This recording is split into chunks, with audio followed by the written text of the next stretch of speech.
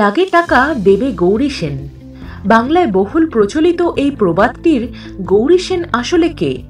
সত্যি কি গৌরী সেন বলে কেউ ছিল, নাকি প্রচলিত প্রবাদের গৌরী সেন শুধুমাত্র কাল্পনিক একটি চরিত্র মাত্র?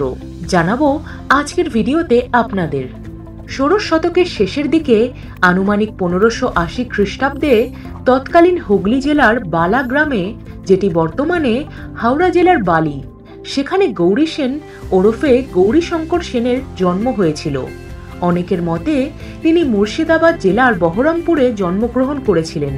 তিনি তার পিতা মাতার 7 সন্তানের মধ্যে সর্বকনিষ্ঠ ছিলেন।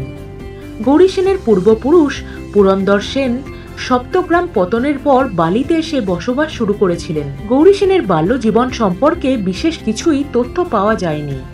শুধু এইটুকুই জানা যায়, 1599 খ্রিস্টাব্দে জীবনের প্রথম দিকে তিনি পর্তুগিজদের তৈরি ব্যান্ডেল চার্চে দেওয়ানের কাজ করতেন।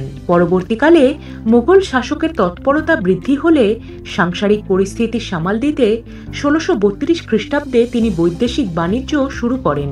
এরপর কাজের সূত্রে গৌরী সেন কলকাতায় আসেন এবং কলকাতার এক বিত্তবান ব্যবসায়ী বৈষ্ণব চরণের সঙ্গে অংশীদারিতে ব্যবসা শুরু করেন।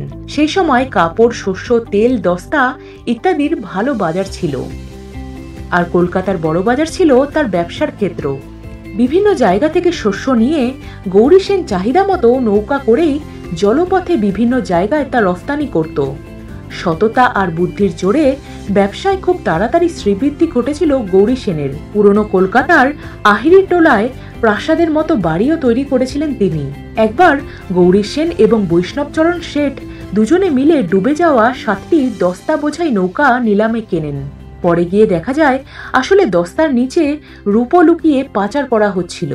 বৈষ্ণবচরণ অপ্রত্যাশিত এই সৌভাগ্য গৌরী সেনের জন্য হয়েছে ভেবে তার ভাগের পুরো অংশ গৌরীকে দিয়ে দেন এবং গৌরী সেন সেই রূপো ঈশ্বরের কৃপা বলে গ্রহণ করেন এবং স্থির করেন এই অকল্পনীয় সম্পদ ও ঐশ্বর্য তিনি গরিব, দুঃখী বা যাদের অর্থের অভাব তাদের দান করে দেবেন।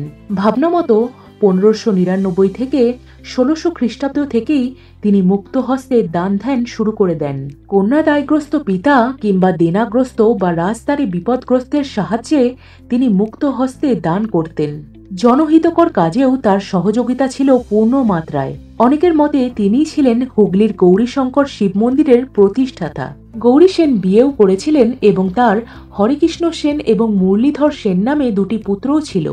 মুক্ত হস্তে অর্থদানকারী গৌরী সেন 1667 খ্রিস্টাব্দে মারা গেছেন, কিন্তু আজও তিনি প্রবাদ পুরুষ হয়ে বাঙালির কাছে অমর হয়ে আছেন। কেমন লাগলো আজকের ভিডিওটি জানাবেন আপনার মতামত কমেন্ট করে। আর যদি ভালো লাগে তবে অবশ্যই লাইক, শেয়ার, কমেন্ট এবং সাবস্ক্রাইব করে দেবেন। আর বেল আইকনটিতে ক্লিক করে দেবেন যাতে নতুন ভিডিও নোটিফিকেশন আপনার কাছে পৌঁছে যায়। আজকের ভিডিওটি দেখার জন্য অনেক ধন্যবাদ।